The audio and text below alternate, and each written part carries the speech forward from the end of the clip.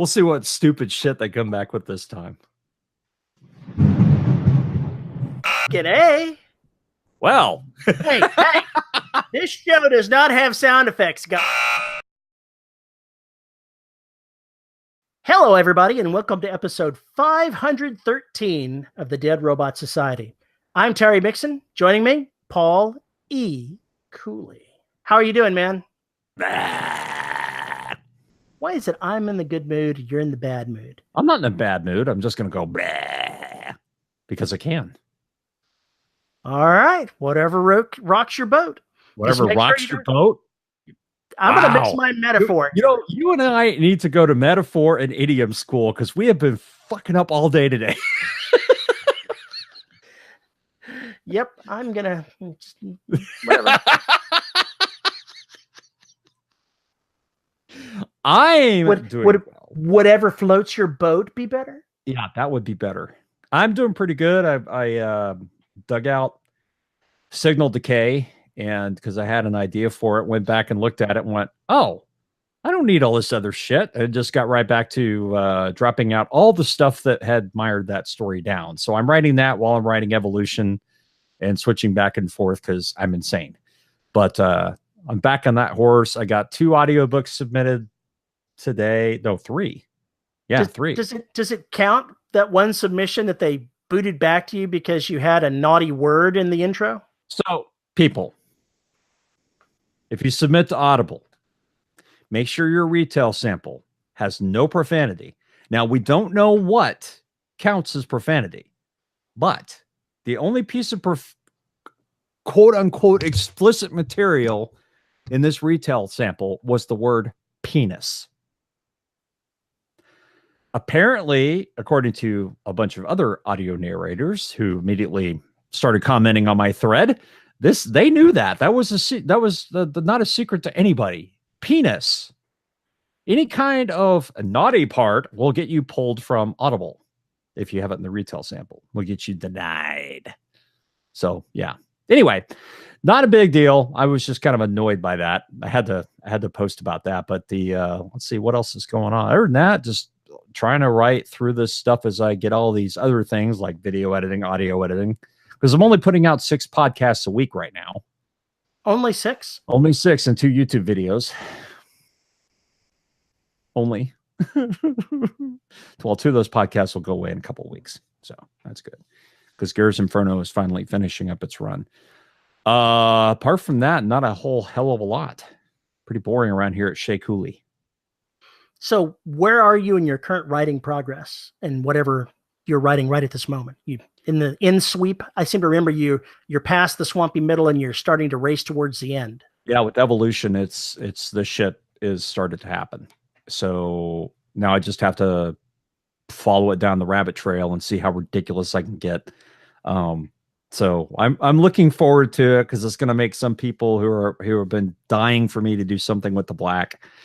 It's going to happen in this story, or at least set something up, and it will be fun and hopefully terrifying, and hopefully I won't make it too cheesy. But yeah, I'm looking forward to finishing this book. I think I probably got about another 30,000 words to go. Awesome sauce. Yeah, I'm excited. I'm involved with co-writing a book with Glenn. I've got about another 30,000 words in the swampy middle that I write. Somehow I have the swampy middle as the part that I write for these novels. He writes the opening 20,000 and the closing 20,000. I've noticed that. And I write the swampy middle. Wonder what that says exactly. That's a topic we cover next week. Anyway, continue. I believe, and I think this is probably true, is that he feels more confident that he can write a smashing opening and a smashing close in his own style. And this is his bailiwick. So he gets to choose. Well, true. Absolutely. Absolutely. But yeah, we'll talk about the swampy middle next week. Anything else? I just finished a short story and I will email it off after we record this to get it off for a anthology. And that clears the decks with the stuff that I have to write. Although I still have to deal in this next week when they start doing that anthology with people that are commenting on everybody else's stories, the mixture of characters in one story. That's going to be fun. I can't wait to hear how this cat herding is going to take place. I really can't. It's yeah, I don't know what to say about that. I can't wait for the inside scoop on, on the crazy. I'm looking forward to it, actually. It'll be Everything fine. will be fine. Let's see. Other than that, that's about it. I'm looking forward to getting done with the projects that are currently in motion so I can get back to the the next Empire novel, start writing it just in time to run off to Las Vegas in November for a conference. Las Vegas. Vegas, baby. Uh-huh. Uh-huh. Yeah, you're gonna be writing. Not when I'm in Vegas, I'm not. Yeah. So as that gets closer, you're gonna have to tell us about it in detail. I can do that. We'll have to have a report later. I'll have to see about recording something while I'm there. David Wood's going to be there, so if I can find where I've stashed my H2, I can go ahead and record something. That'd be good. I don't know that I'm going to find it, though. It's probably still packed away somewhere, and I'll never see it again. I might even edit such an episode and put it up on DRS. I'm actually being serious that we still haven't unpacked a whole bunch of boxes from when we packed up to have the flooring done. I honestly don't know where the damn thing is. Well, I don't think I'll find it. I guess somebody needs to start spelunking. I'll start, bringing boxes downstairs, let the wife handle them at her own pace. She's the one deciding what stays and what goes. Should I stay or should I go now? Boy, we're just, going back to the songs. Apparently today is a musical episode. Y'all missed the pre-show. So probably missed the pre-show. So yeah, there's been some stuff. For certain values of missed. For certain values of missed. That's a good way of putting it. You were saved from this is what it was. Our patrons, not so much. That's an episode we have to do at some point. How to turn your next novel into a musical. Oh, shut up. Can we just get to the episode already? Black, the musical. Oh, God. No. No. Absolutely not. That would be a real hoot. Oh, God. No. Start the show already. All right. This is the point where we jump into something that really torqued me off and spawned an episode. We'll get into this in a second, but I'm just going to lay this out right now. Be true to your characters. You know what really pisses me off, Paul? I'm imagining. Never mind. I'm not going to even say. Oh, come on. Terry, That's an open invitation here. I have no idea what could possibly upset your delicate personality to the point where you would be outraged about something. I can't imagine this. I was so pissed off that I actually stayed awake last night for a while thinking about how pissed off I was about it. Wow. It's one of those. Okay. All right. I'm on the edge of my seat. Last night, I watched the season 6 finale of Elementary. And it's a show that I enjoy. I like that kind of episodic detective stuff, and the characters and actors in this are very interesting. And be warned, folks, this episode is going to have some spoilers as I explain what torqued me off. So if you haven't seen the season finale of season 6 of Elementary and you desire to do so, you may want to defer listening to me rant and rave for a little bit. I thought that's what they came here was to listen to you rant and rave. That's what they came here for. That was back when Ryan was here. Okay. Having the moment of rage. Moment of rage. We should bring that segment back. I should create some badass titles for it. It'd be like every episode we have Terry's moment of rage. Well, why does it have to just be me? You're more pissed off than I am. Look at me. I'm all smiles and being deferential. One week out of how many this year? All right, Come on. Show me where the TV show hurt you. Where did it touch you wrong? It touched me wrong in what they had one of the main secondary characters do. And to explain what that is, I'm going to have to lay out some spoilers. So you've been warned, folks. One of the things that they did in this season of Elementary was they introduced a serial killer that was going head to head with Sherlock Holmes. And that's all fine and good. I have no objection with that. I think that they really shorted themselves because they thought they'd only have 13 episodes and they ended up having 21. So it really threw their timing off with presenting the serial killer, and they didn't really that effectively use him, but they're not really responsible for not knowing that they're going to have more episodes to work with. I can understand that. But in the final episode, they had someone kill off the serial killer. They actually did the episode before the season finale. The season finale was the FBI blaming Dr. Watson for the murder. And as they dig through it, trying to figure out what actually happened so they can defend her, they find out that the actual murderer is the daughter of one of the secondary characters, Gregson, who's the captain of detectives in the homicide division. Once they found it out, they found that he had gone along and had destroyed evidence that would point toward his daughter being the murderer. And when Holmes confronted him, he was, very, very sad that this was happening to Joan, but it was his family, and he wasn't going to let his daughter take the fall. That character, for the entirety of the 6 seasons that it has been there, has been the paragon of ethical behavior. He has torn Sherlock up for doing far smaller things than being an accessory to murder and making sure that the FBI did not find a killer, even though it was his own daughter. And when they went ahead and changed his personality to suit what they wanted to have for the plot, it outraged me.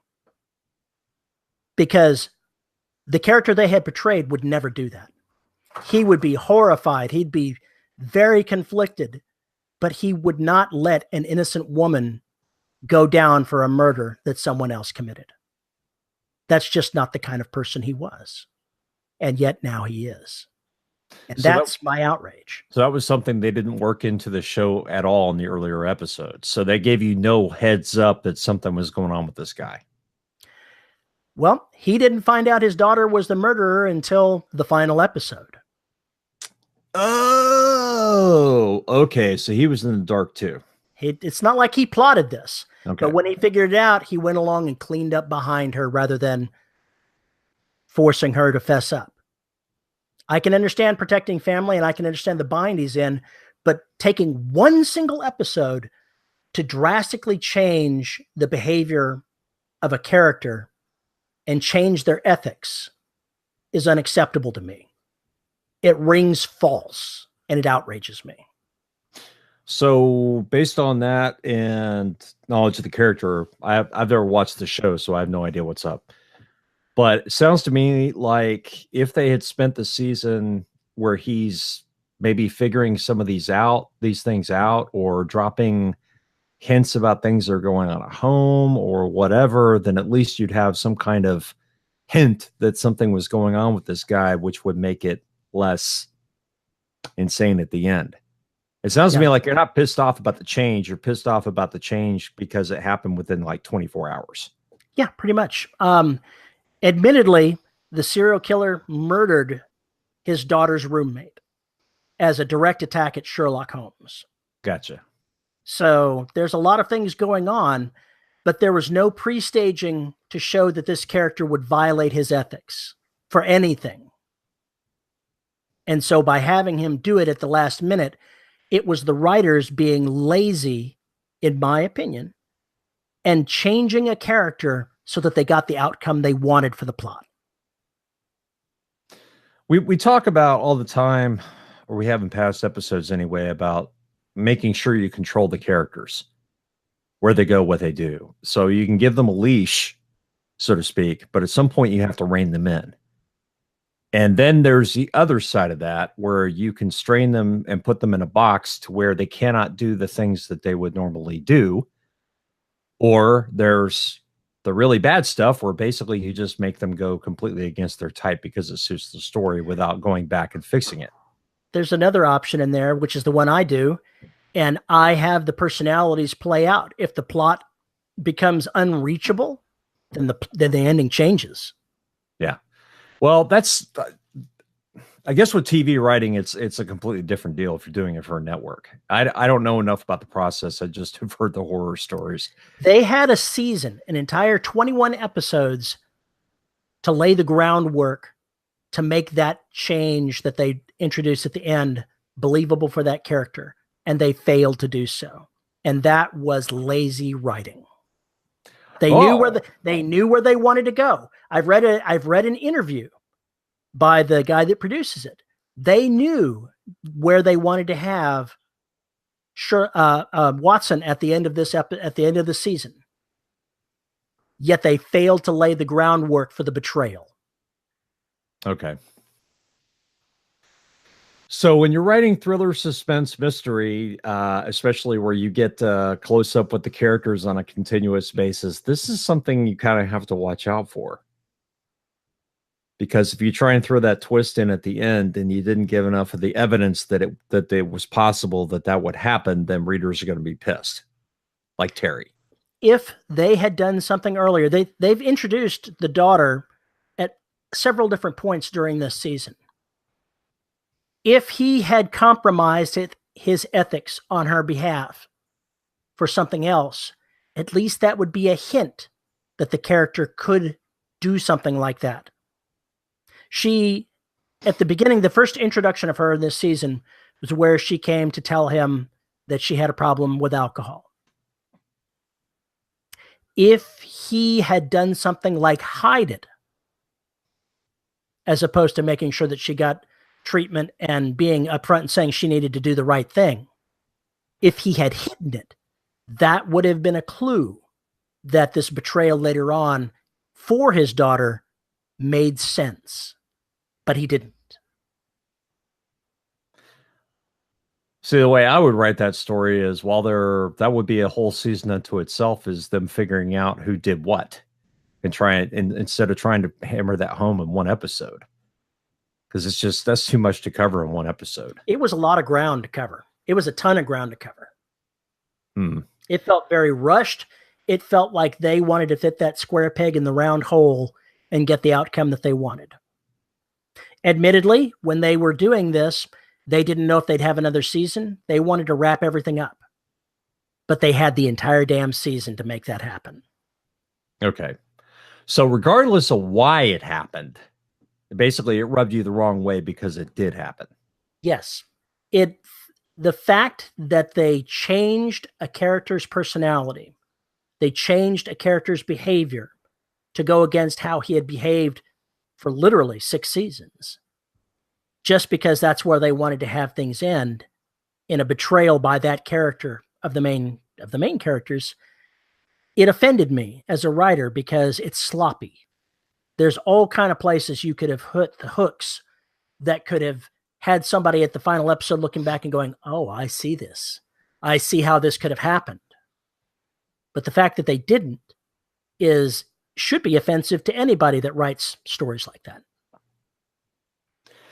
There goes Terry making these massive generalizations again. I'm not making generalizations. I am just being cranky.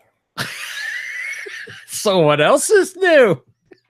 Usually I don't get all spun up about things like this, but occasionally something about these types of stories and the way people write them just spin me up because it's offensive.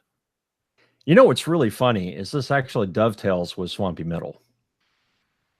Maybe so. Because what you're talking about is the Swampy Middle. That's where you lay that groundwork. It is. That's where you lay the groundwork for this sort of thing. There's nothing more that I can talk about that particular episode of Elementary. And now it's going to be interesting to see what they do next season, because right now they used MI6 to get him out of the country, and Britain is not extraditing him back, because at the end of this, Sherlock Holmes went ahead and confessed to the crime rather than have Watson take the fall. Okay. Somebody was looking for an all-expense vacation in London. Something along those lines. But they closed out the episode with him in 221B Baker Street. Oh, of course. Of course. And he's talking with somebody, and he keeps looking at the wall and glaring at the wall and saying, "Can you hear that? Can you hear the noise they're making over there?" And then he's yelling at the wall saying, "Can you keep it down? I'm trying to work in here." And they get to the end of the episode. He just walks out the front door and goes over to 221A and starts pounding on the door. And it opens and it's Watson inside. "I'm just moving furniture." Oh, no. Nice. So she's went over there, and it's 6 months after the whole thing. And the producer said that when season 7 starts, a year will have passed and it will start in Britain. But my guess is that they're going to end up going back to New York somehow, some way. And I cannot see how they can possibly put the relationship that they ever had with Captain Gregson back together again.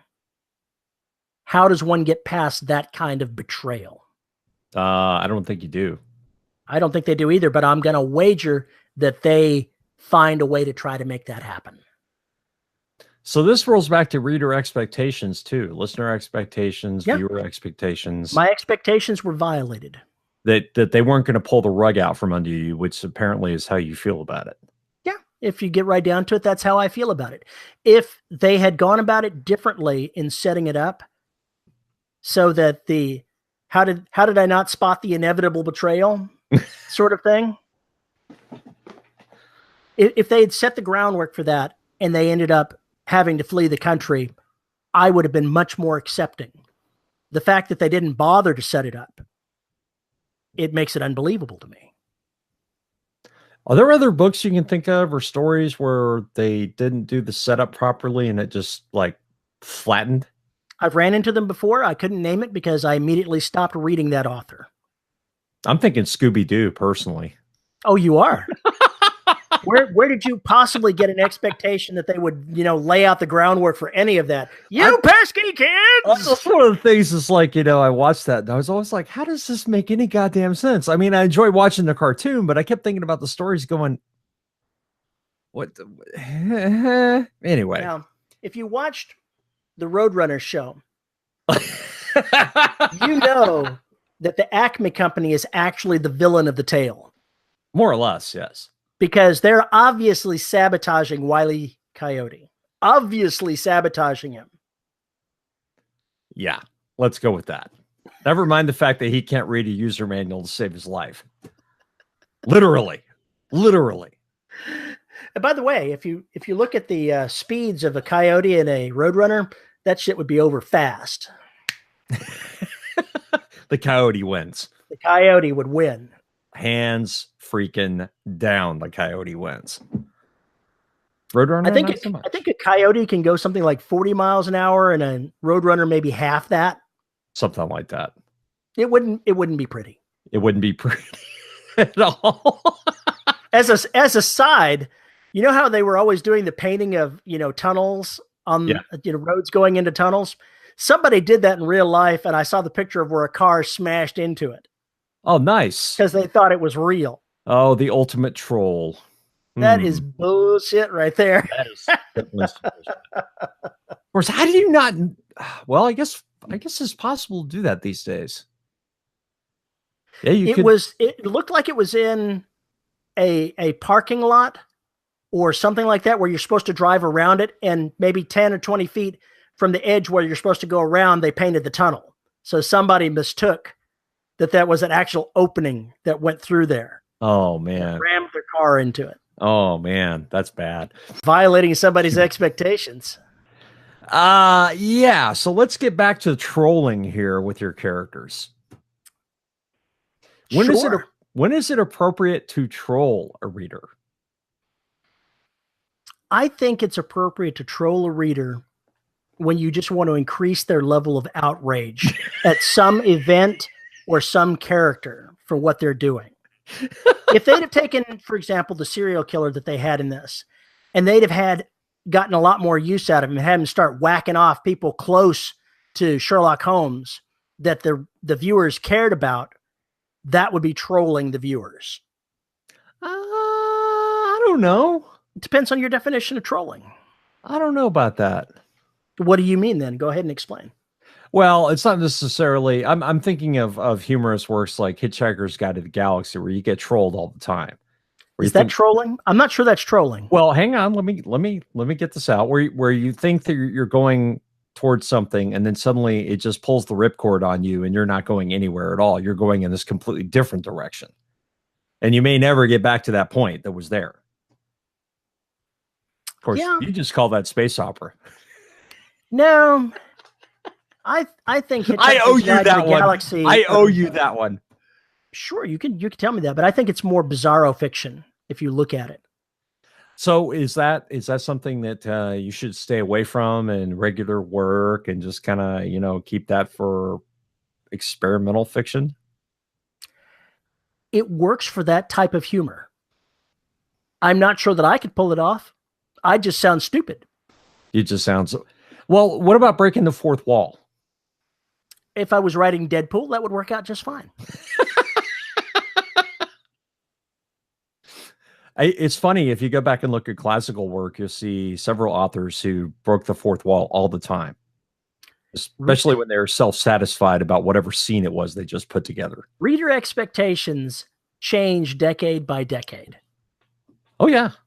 If you look back at the kind of things that were being written 100 years ago, you'd be shocked and amazed and go, how is this even possible that people could enjoy this?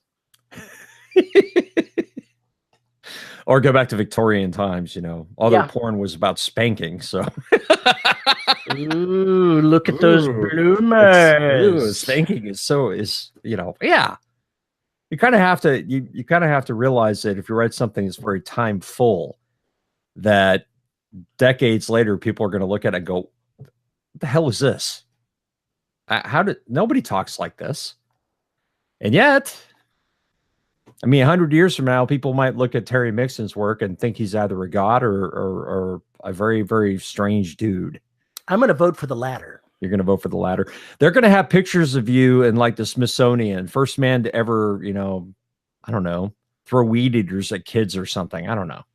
Well, if something like that were to happen, it would just be like I was the writing equivalent of Bill and Ted, revered in the future for my outstanding work that I have not yet managed to achieve. As George Carlin said, they get better. Yeah, I love that scene. So speaking of which, they're doing a third movie, right? I heard something horrible like that, but yes. It's going to be a train wreck. What are they, in their 50s now? Whoa.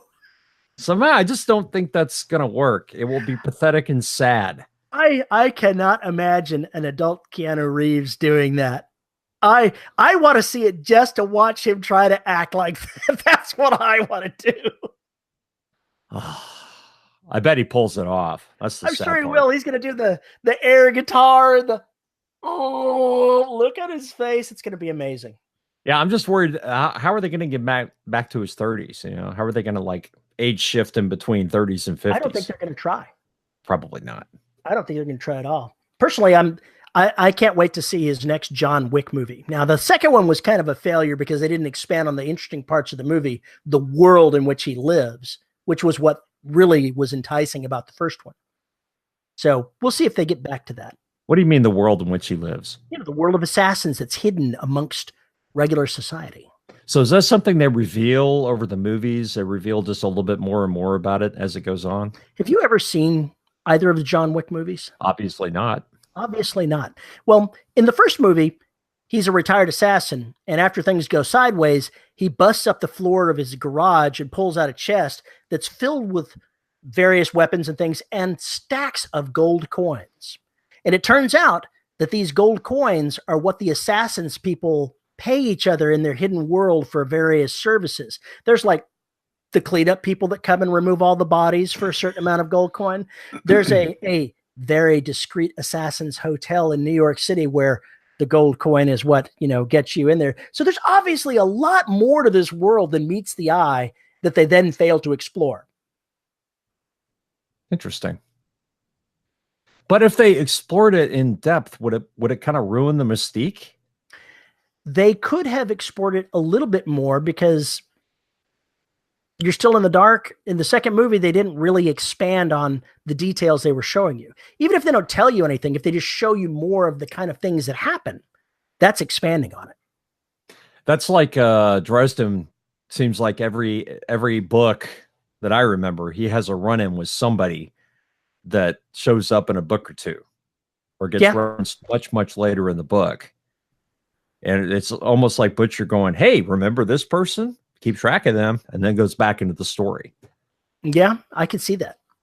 I think that's one of the things he does very masterfully, and I think it's another trick you got to kind of pick up if you're writing mystery thriller fiction, is throw that kind of stuff in there, especially if you're doing episodic. Yeah. Always introduce the villain somewhere early. You can introduce a whole bunch of people then and pick and choose who you want to have come back out later if you don't know what you're going to use. That is another thing, yes. Eliminate the subplots when they don't work. Then you'll be sitting there and go, whatever happened to that dude? Yeah, because Terry forgets to delete the subplot. It's more like I just accumulate characters. Well, you know how to fix that, but you're too much of a wuss to do it. Yeah, but like it goes in book 5, I pull out the bad guy from the first scene of the first book. Came in useful. Yes. That kind of stuff always comes in handy. But now you have stuffed yourself with staff that have nothing to do. I'll send them off doing something. You'll send them off doing something. What kind of suicide mission can you send these people on? I'll have to think about that. Here's a better question for you, Terry. Are these people that you want to send on a suicide mission at this point? The reason I keep these people around is because they have aspects of their background that might make for interesting plot lines in the future. The problem is that I have like 5 pages of plot lines that I've left hanging, little bitty things that could be expanded upon that I have not. So it only gets longer and more things to possibly do the more books I write. Oh boy. I guess out of the two of us, I'm the completionist. I am obviously not. You don't know how to complete a damn arc. You know how to complete arcs. You don't know how to complete a series or anything like that to save your life. This series will never end. Actually, that's not true. It will end. I keep seeing you. What's the German series that's been going on forever? Science fiction. Perry Rodan. Thank you. If Perry Rodan is still around at this point, new people are writing it. Once you open your universe up, there's no telling how long it will go. There are over 5,000 novels in that particular series at this point, so I've got a long way to go to catch up with that. Yeah, probably just a little while, but they were all in 30,000 word chunks. They were novellas, like 40,000 words. Yeah, 30 to 40,000 words. So how many novels do you have written now? I think I have 13 myself. 13 times 40. So I'm a ways behind, but they have multiple authors writing in that particular series. Exactly. What I'm saying is you put out basically 26 books worth of their size. So that's pretty impressive in and of itself. Thank you. I'm too much of a slacker. I just can't possibly. You write more words than I do. You just put them all in one chunk.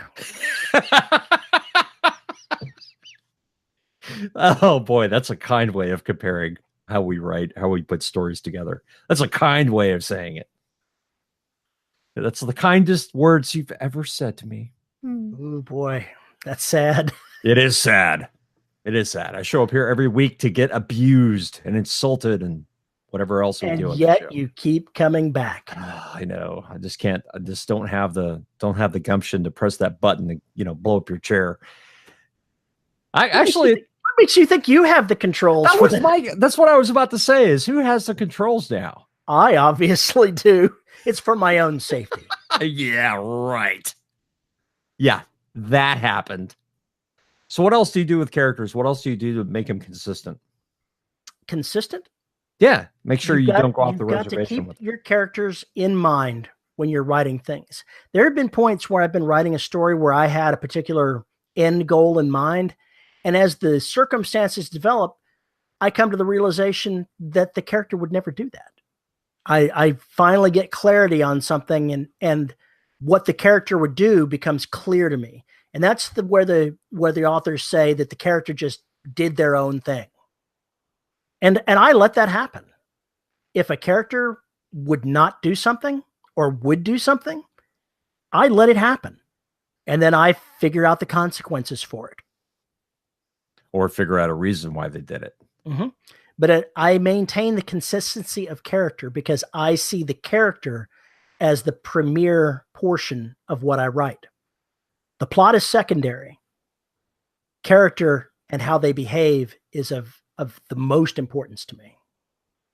Now, if the more interesting books for me are the ones where the character changes over time, where maybe they start out as Dudley Do-Right and by the end they're not so much, or they start out as kind of shifty, but then we see them in the light as they're actually trying to do the right thing, so to speak. So you can build in those little incidents that work on changing their perspective or letting them know about some information they didn't have, which was why they were acting the way they were acting to begin with. There's all sorts of little complications you can throw in there to move that personality where you want it to go or where it needs to go for the story. There's ways that you can do that. You just have to pay attention to when it's done well. And the key to doing it well is to nudge. It's not a shove. You're not shoving someone out of one set of behaviors into another because people don't change that quickly. If they do, then it's Steven Seagal ending up in a coma for 7 years and coming back out to kill everybody. It looks like that.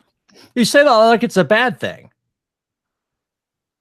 This is where you're supposed to say, have you ever seen a Steven Seagal movie? I'm assuming no. Yes, I've seen probably 3 or 4. I hear he's making another one where he's going to pretend to be the Stay Fresh dough guy. I can't remember the name of the damn character. What's with the Pillsbury dough guy? You know, poke him in the stomach and he goes, Pillsbury Doughboy. That's the one. Good God. I could not remember where I was going with that. Wow. This is like He's last gained a little bit of weight. Last night I was watching Mythwits and Peter Bryant was searching for the word tardy, and instead we got tardy.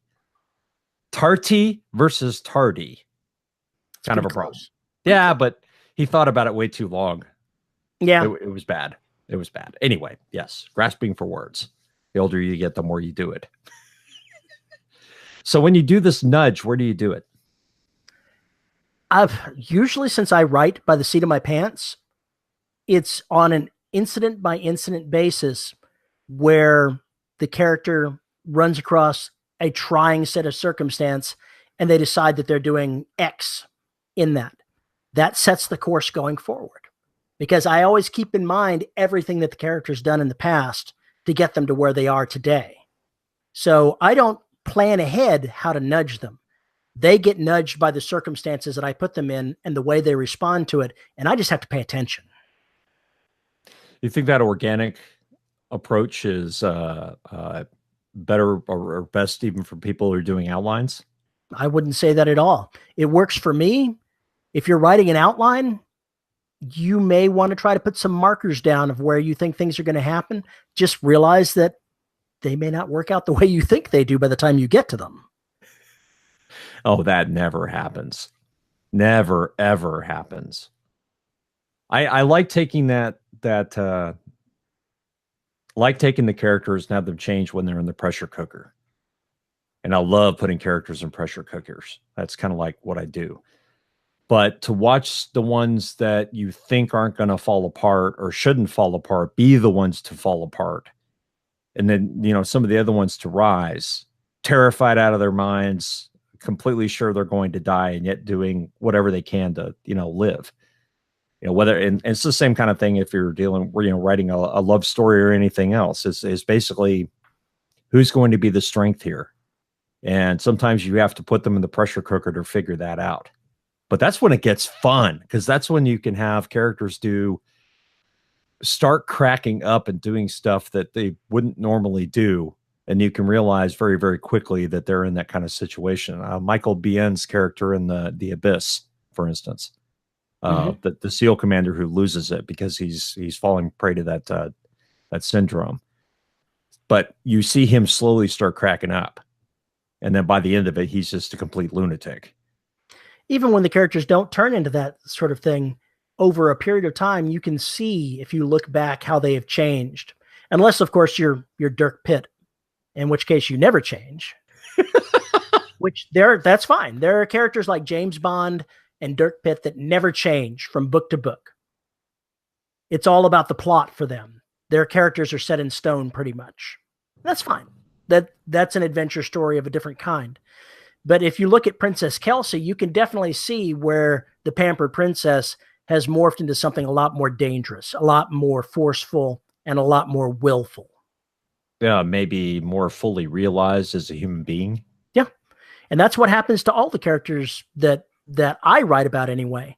They slowly develop over time and pick up quirks, pick up beliefs, pick up the things that make them human. I like the malleability because we are essentially deities of whatever we're dropping down and we're shaping the clay. We have the ability to mold these folks in any way that we want, whether they're on screen for 2 seconds or they're on screen for the entire book. Either they're there and they're gone, or they're there and they stick around. I try and give you little slices of even these tertiary characters to show off stuff that my main characters can possibly see. It's a conceit. It works. It's a cheap trick, but it does work. But in those little scenes, I can mold that character before your eyes in just 1,000 words or less than that to show something off. It's fun to do. It is so much fun to do because it gives everybody a break. What's also fun to do is to take and drop the hints for a character that they can do something more than what they're seeing, and then fully realize it all at one time when it's appropriate. I look at the science guy that I have in my books, Carl Owlett. He's young. He's not old enough to drink by our modern standards. He's a genius. He's a nerd. He's a geek. He's all of those things. And because he's trying to please the princess, he ends up creating a weapon for her that when the circumstances come around, he in turn uses to obliterate enemies that never saw him coming. That if you expected a science geek to go ahead and basically call down lightning on someone, you wouldn't see it happening. But because I can tell the story of that character over multiple books, you see him become nudged in the direction to where he has the will and the spine to fight. It's like Butters.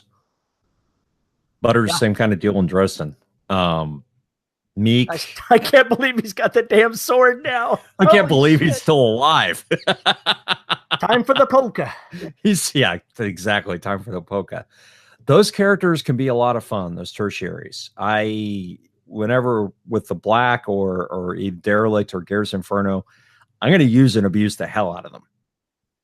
And they show up in scenes, and I beat them up as much as possible because when the time comes around for them actually to show up and do their thing and justify their existence, I want them to be well welted and ready. See, the difference between you and me is you break your toys. I don't always break my toys. They may need some chip and some Elmer's or a fresh coat of paint and some Elmer's glue afterwards, or maybe some rubber cement. You are the kind of guy that goes ahead and pops the head off of the Barbie doll, pours in the gunpowder, and then sets the sumbitch off. No, I would never do such a thing. Just to see how far the arms go. Why haven't I put this in a book yet? I don't know. That sounds like something I should have put in Gears Inferno. That is an awesome scene. You see, you know, this is what's scary. You could easily become a suspense horror writer, and you just won't do it. I may have bits and pieces, but I don't have the makeup emotionally to be that kind of a bastard. Oh, okay. I guess that's a compliment, sort of sideways. No, it's not even a sideways comment. It is a compliment. I do not have what it takes to write that level of grueling punishment for the characters. I still shy away from doing it. One of these days, we're going to have to see that. We're going to have to see you make that leap. Holy just cow. once. Just once. I tried to write a horror short story, and it was actually a lead into like some kind of paranormal romance adventure story. I know. But I also know there are some stories in you that would benefit from a darker twist. Maybe so. But my audience seems to like what I write just fine. Yeah, I'm just always trying to reach. I don't know what the next reach will be, but I try to improve, but I stick with my strengths. I like writing this kind of story because I like reading this kind of story. Right. Yeah. And so I'm just sticking in my wheelhouse. Could I write something much darker? It would probably be a real strain on me, but I think I could probably credibly make it happen, but I wouldn't enjoy it. And I suspect that would come through in the final product. I'm kind of surprised about Garrett's Inferno, about how it ended up, and the fact that I made a much more commercially viable book by keeping the body count relatively low. Well, sort of. For on screen, it was very, very low. Let's put it that way. But it kind of shocked me because I wanted those characters. I thought they deserved an ending that wasn't tragic. And that may be the first ending I've done that is not tragic. So I'm sorry to see that it hasn't gotten as much attention as it should have. Maybe you should change the title to Disco Inferno. No. I think we're going to change the title. We're going to put it back to what I had it originally, which is Flames. Damn it. Because I know people are looking at it going, what's a gare? How do you even pronounce that? Fuck you people. Anyway. I seem to remember the cover that somebody submitted to you that had Richard Gere on it. Yeah, it was Richard Gere's Hamster Inferno. That's what it was. Thank you, Pondy. Yeah, we'll still need to get that printed at some point. Burn, baby, burn. The alternate cover. Maybe we can auction off for $1 billion. The Scott Pond original. Look at this. It went to print. I think that if you play with characters enough, and if you play with plots enough, and you do it often enough, and you're reading and you're paying attention to how people are doing it that do it well, it's kind of it gets a little easier to pick up how to do these things and how to play with advancing characters, how to play with regressing characters, because they can have growth can also be in the negative very, very easily. Growth needs to be thought of more like a graph, as a graph, not a straight line. It's more of a graph. It can go up and down, and characters regress all the time. I see that more instead of a graph. I see it like a winding river.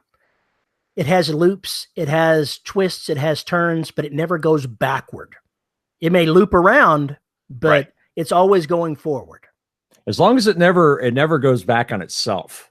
I mean, even some rivers have done that. You know, you just tie off the entire loop, and there you go. I've had to see that work on a waterway. It wasn't artificial. I have actually seen some special on one of the History channels, some geography thing, where it wasn't what they were talking about, but they showed from the air where the river's course was, and it used to have a big loop, but it was close together. And somehow the waterway over the years silted it off, cut through, probably silted off part of it that it was doing and redirected itself and cut that entire loop out. But it wasn't man-made. It was geologic. It was old. So it had to be very old. So it does happen. All right, fine. Today's geography lesson and geology lesson from Terry fucking Mixon. It's better that you know the truth. So what do you advise people to do, young writers, as far as maybe I should say inexperienced writers, as far as trying to plot or figure out where these characters are going to go? Yes, you're a pantser, but you still have some idea about what, especially once you start writing the story, what the character is going to do, how they act. How do you, what are your suggestions for folks, trying to progress those characters forward then? When you're writing something about a character, always keep in mind what they've done in the past and be true to them while you're writing them in the moment. Because every scene that you write is in the moment. What happens as they're doing it can change based on how they feel, how they see things, what they think is right. And you've got to listen to that voice in your head that says, I just don't think this is right. If your character is thinking that, then you have to give credence to it. You may still end up doing it, but you have to be true to them. And if they've got doubts, you've got to voice those doubts. Be true to the character. Let the plot fall where it may. I've set something up in Derelict, which I may or may not use, but I've got it there. And there's 3 characters who've all said it to a certain extent. The only question is whether or not one of them is going to get desperate or ballsy enough to do what they've talked about. So they've all had this same thought, and we all have this relatively healthy amount of suspicion among the crew. Will I use it in that direction? I don't know, but it's there. I set it up in case I needed it. Yeah. And maybe I'll never resolve it. And if I do resolve it, it may be really freaking ugly.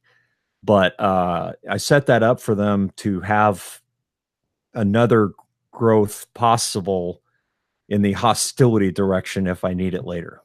Just remember, the airlock is always there if you need to space someone. How do you space an AI? That's a little bit of a difficult problem. Memory chips float just like everything else. Assuming you can get to them. Assuming you can get to them. Assuming you can get to them.